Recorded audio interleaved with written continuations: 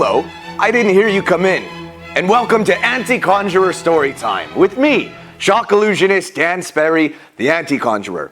On today's episode, we're going to be reading the golden children's book classic, Rootie Kazootie, the Detective. This came out in 1955. That was a way long time ago, boys and girls. Much longer before your old pal Dan Sperry was even born. So sit back and relax, get settled, and I hope you enjoy it. Rootie Kazootie, the Detective by Steve Carlin. It was a bright, sunny day in Kazootie Land.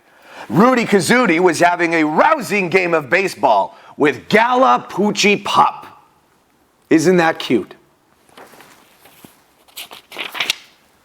Polka Dottie was in her backyard, hanging out her wash. And as she worked, she sang a merry song. I love polka dot dresses, and polka dot socks, and polka dot ribbons, polka dot blocks, polka dot bubble gum, polka dot ties, even polka dots dancing in front of my eyes, where others like stripes or plaids, checks or bow knots, I like polka dots. Polka dots, polka dots. Whatever. And there's, this is Polka Dottie. She's hanging out her wash and laundry, having a good time, singing her merry song. Isn't that adorable? Sure enough, when she finished hanging her laundry up, the whole line was dancing with polka dots. Mr. Deedle Doodle, the policeman, who was passing by, rubbed his eyes and shook his head at the sight of all these dancing dots. But when he heard Polka Dottie's merry song, he started whistling too. The sun was shining and all was well in happy Kazootie Land.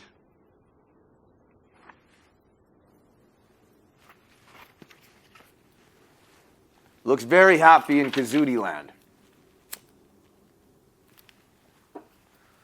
All is well. That's what Mr. Deedle Doodle thought. But oh, how wrong he was.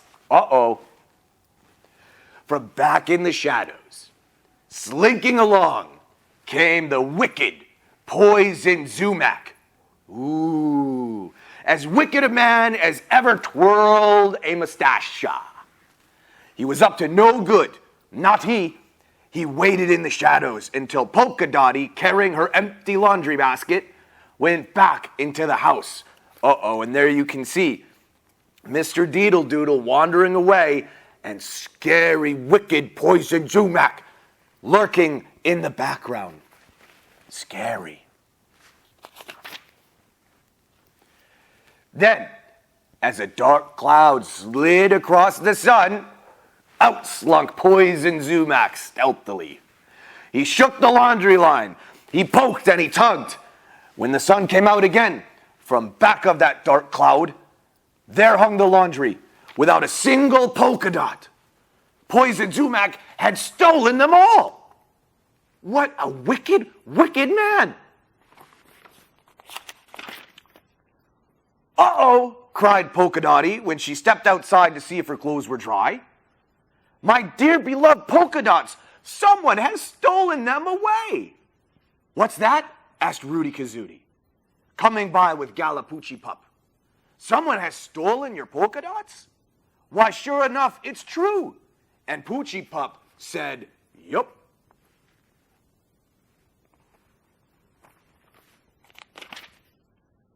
Well, I'll have to do something about this, Poochie, said Rootie. And he gave a toot on his magic kazootie. Don't worry, there's an illustration for what I'm talking about. Remember, this is 1955 when this came out. Well, Poochie and Polka Dottie watched. Like I said, stand by for Jesus. There's a picture to explain what's happening right now. Don't report me to YouTube or whatever. Suddenly, as quick as 1, 2, 3, Rootie turned into a detective. You could tell by his cap, a detective's cap. and his magnifying glass for looking for clues, and his dick, and his whole mysterious detective look. Now, said Rootie, let's start our search. See, and there's Rootie with his magic kazootie. It's a, like a kazoo thing. For real. Honestly. Okay. So away they went down the shadowy alley, just where Poison Zumac had gone. Soon they came upon Soon they came upon El Squeako Mouse, the great Mexican cat fighter. El Squeako was shadowboxing by himself, with his dick, by himself in a corner, practicing up for a big cat fight. Hi, Rootie, he called, and Poochie and Dottie, what's up? Plenty, said Rootie. Have you seen a mysterious character come this way? See, there he is shadowboxing with himself, and, Rootie talking to him and everything. El Squeako Mouse. Right. Boy, that could have gone way weird. Well, said El Squeako, thinking hard, a little while ago, when a dark cloud was over the sun, a stealthy figure came sneaking by, carrying something in a big dark bundle. He was twirling his mustache and laughing to himself. Aha! Cried Rootie Kazootie. A clue! Does that sound like Poison Zumac to you? Doesn't it sound like Poison Zumac, boys and girls? Yes, yes, cried Poochie and Polka Dottie. Bad old Poison Zumac must be the thief. And they're talking to El Squeako Mouse. They thanked El Squeako and off they went. Wait, cried El Squeako. I'll come along. So come along he did. Rootie poked his detective cap into every cranny and corner of his head. He peered through his detective glass at every footprint that might be a clue. But it was Galapoochie Pup, going sniff, sniff, sniff, who spotted one stray polka dot hanging on a fence. Aha, cried Rootie, another clue. Now we know we are on the right track. As they began to run, as they turned a corner, they saw a shadowy form disappear around the next corner, down the street. Ooh. Poison Zumac, cried Rootie. Let's get him. So they ran as fast as they could. Zumac seemed to know they were after him, for he began to run, but he was no match for Galapoochie Pup. Galapoochie soon caught up to him and got a firm tooth hold on his dick. Down went Poison Zumac.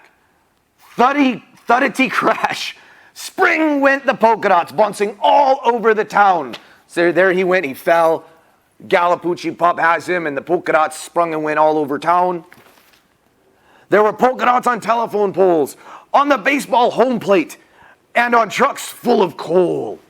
There were polka dots on gentlemen's hats, on tall church steeples, and startled cats. What a busy time Rootie and Dottie and Poochie and El Squeako had then, scrambling and climbing and hunting and poking, gathering up all of these polka dots. And all the while, Mr. Deedle Doodle, the policeman, was sitting on Poison Zumac, on his dick, to keep him from running away. And there's the constable on Poison Zumac right there, sitting on him. Thank goodness he came along to keep Poison Zumac from getting away, right, kids? After all the polka dots were gathered up, they went back to Polka Dottie's house to paste them back on her clothes. But they saved one to put on Poison Zumac's hat, to remind him that it does not pay to be bad. Remember that, boys and girls. It does not pay to be bad. And that's the moral of the story for this week's book. Rootie Kazootie the Detective, a classic Golden Books tale. Thank you for tuning in, and we'll see you guys next week. If you guys have any suggestions for a children's book you'd like me to read, just go ahead and submit them to info@dansperry.com. See you guys next week. Gute Nacht.